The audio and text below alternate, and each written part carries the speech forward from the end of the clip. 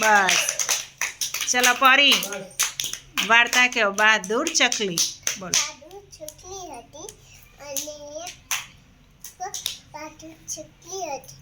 એને તો રાજાને ઘરે જવું તો કે રાજાને ઘરે જવું છે, ફુવારામાં નાવું છે, રમદાડા ખાવું છે, રાજાની કેરીએ બેસવું છે. તે ઈ તો ગઈ અને થોડી વાર થઈ અહીંયા એક કૂકડો સામે મળ્યો. કૂકડો સામે મળ્યો. કૂકડો કે ચક્કીબેન ક્યાં જશો?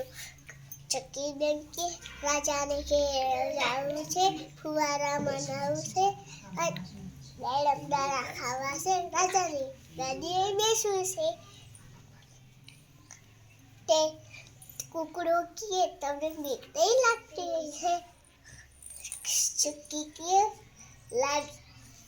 બીજે મોટા પાડા, બીજે મોટા વાઘ, હું તો નાની ચક્કી છું, હું કેમ છું કામ બીવું?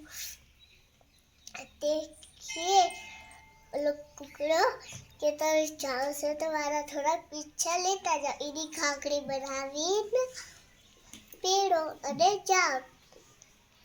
તેને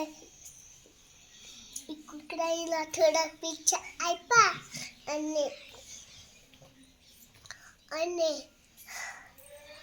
એની ઘાઘરી બનાવીને પહેરી. ગઈ અને થોડીક વાર થઈ ત્યાં તો એક મોર મળ્યો. મોર કે ચક્કીબેન ક્યાં જાવ છો? ચક્કી કે રાજાને ઘેર જવું છે, રાજાની ગાદીએ બેસવું છે, દાડમ દાણા ખાવા છે, છે, રાજાની ગાદીએ બેસવું છે. તે મોર કે તને બીક નહીં લાગતી હોય? ચક્કી કે તો નાની ચકલી છું, હું કે શું કામ બેહું? બીવે મોટા પાડા, બીવે મોટા વાઘ, અને મોર કે હું થોડા પીંછા મારા લઈ જાઉં. અને એની સારી બનાવી પેડો. તે મોરને થોડા પીછા આપ્યા અને પીછાની કાકરી બનાવી સાડી બનાવીને પહેરીને ગયા. અને રાજાની ઘેર પડ્યા એટલે અહીંયા તો એક સિપાહી ઉઠો હતો. સિપાહી કે ચક્કીબેન ક્યાં જશો? ચક્કી કે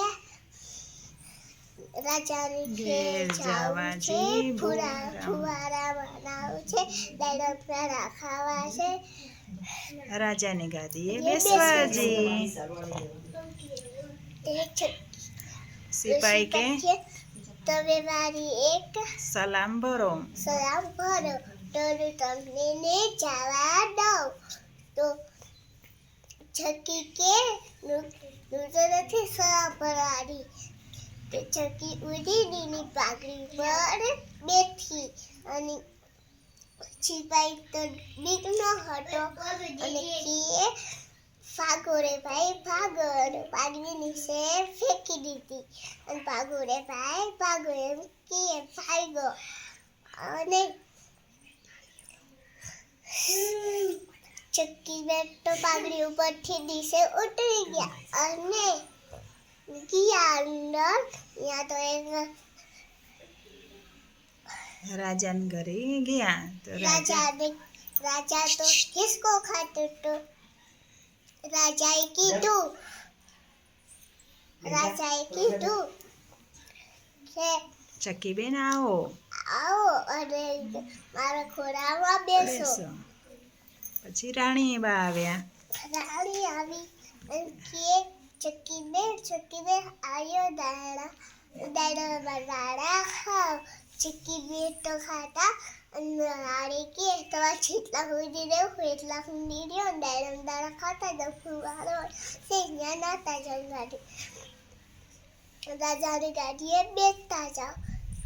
જેટલાની સક્કી બેને રહ્યું તો એટલા દી રહ્યા અને